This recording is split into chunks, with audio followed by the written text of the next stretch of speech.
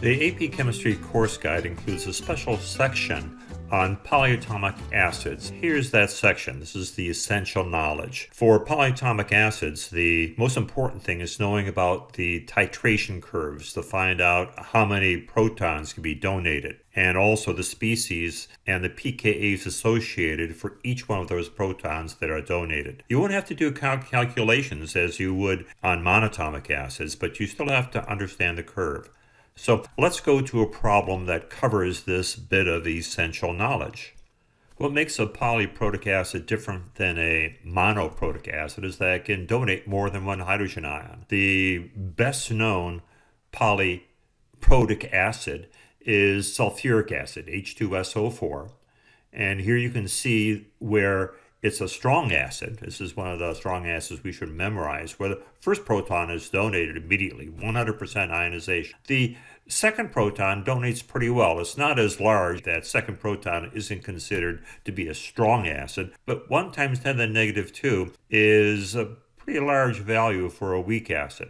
Let me spend a little bit of time on sulfuric acid. Here's the description of sulfuric acid from Wikipedia. You can see it's when it's pure, it's a clear liquid. Its old name, which goes back to alchemists, is oil of vitriol. In fact, our word vitriolic comes from vitriol. Vitriol basically deals with sulfate compounds. So this is the liquid sulfate, which is sulfuric acid.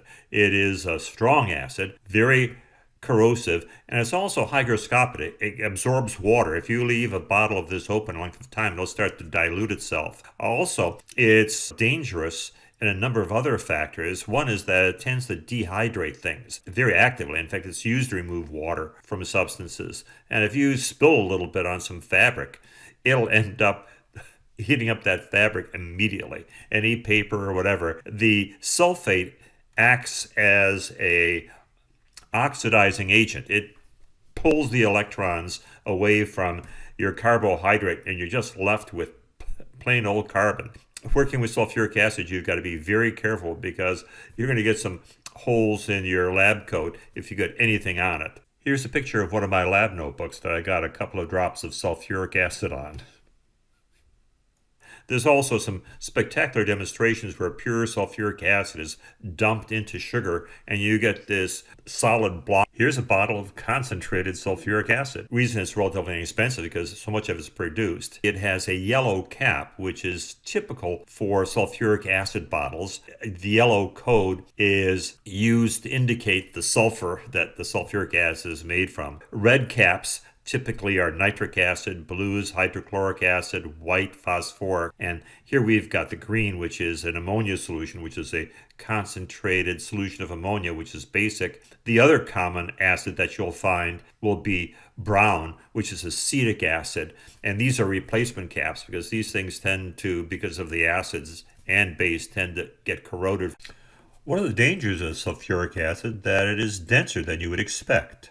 Here's a bottle of concentrated sulfuric acid, 3.8 liters, and it weighs about 18 pounds. And in this case, it's a safety bottle, which has a special handle because, lifting up 18 pounds, this is like a very, very heavy bowling ball, and you don't want to drop a bottle of this. And this bottle is coated in plastic, so in case you do drop it, the glass inside will shatter, but the sulfuric acid won't spill all over the place, making a serious hazard because diluting sulfuric acid, let's say you spill it, if you add water to it, it gets very, very hot. And if you spill it on anything that has carbon in it, it'll dehydrate that carbon. Aside from being manufactured by burning sulfur industrially, sulfuric acid is produced naturally. There are many volcanoes around the world, Yellowstone, Etna, and in this case, Kawa-Egan, where you have vast deposits of sulfur. As that sulfur burns, you'll end up having the sulfur dioxide dissolve in water, and when it does so, it makes sulfurous acid, which oxidizes into sulfuric acid. So here you've got a huge lake of sulfuric acid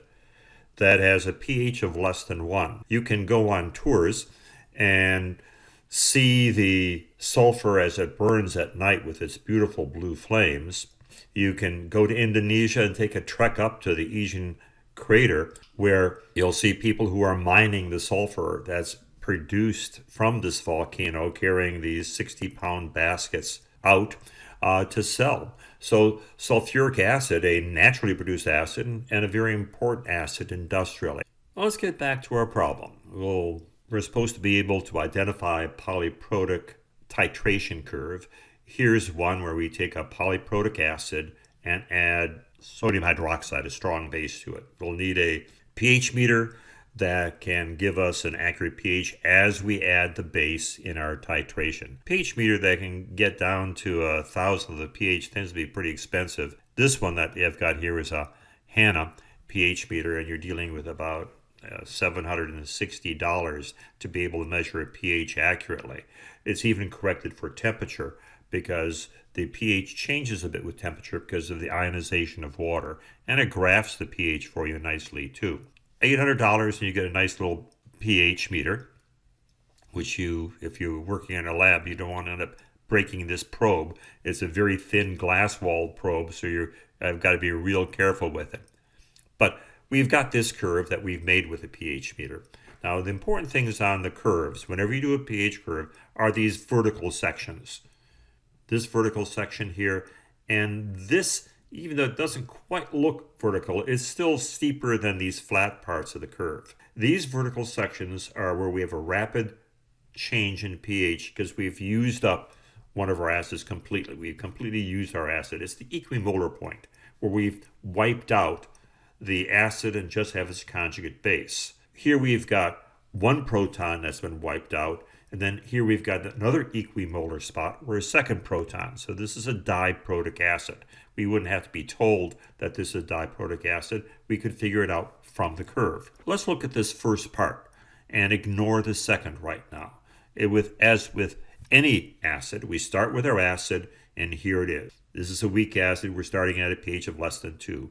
We gradually add base to it, and then this H2A is being depleted. It's being used up, and the pH is increasing till we finally use up all the H2A and have converted into its conjugate base, this HA-.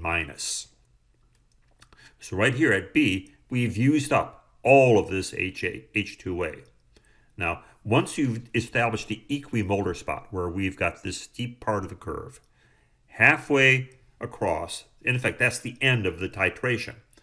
Halfway there is our half-titration point, where we've used up half the acid, and we have an equal amount of our original acid, which has been depleted, and the conjugate base is turned into. We've taken half this H2A and turned it into HA-.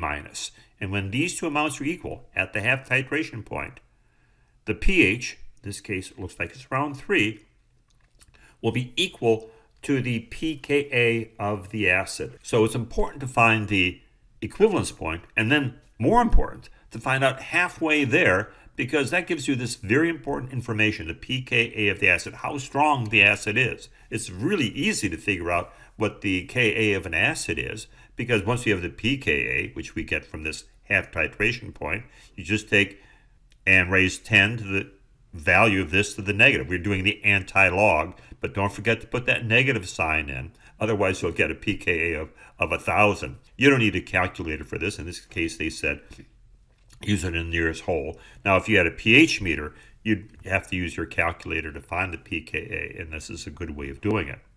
Now, we've done the first proton. That's very nice. But this is a poly, and we've determined the concentrations of each of the species. Now, remember, the College Board wants you to know about the second proton, too. So now, here at B, we have HA-. And we're going to do the same thing that we did for the first proton. We're going to figure out where is the equivalence point, right here. Typically, it won't be as sharp. It'll be a little bit more slope, but you can spot it. Here it is at D. At D, we just have our final conjugate base, our basically double conjugate. All of the HA has been turned into, HA- has been turned into the A2-. And if we look, the halfway spot between where we started at a pH of about 8 with the HA-, not a very strong acid. In fact, actually, it's a bitter base than it's an acid. And then when it's completely wiped out, here we have at 20. So at 15 mLs, we've got a pH of 9. And that halfway titration point, you're going to be using half titrations on the AP exam, I guarantee that, is going to be 9. And therefore the Ka of this acid is 1 times 10 to the negative 9. So a polyprotic acid is something that can be spotted pretty quickly. You just have to know the secrets of half titrations and equivalence points. So there we go. We've got our polyprotic acids and this essential knowledge that you've got for Unit 8, pKa's with each proton, identify the number of acidic protons by the curve. So cue the music.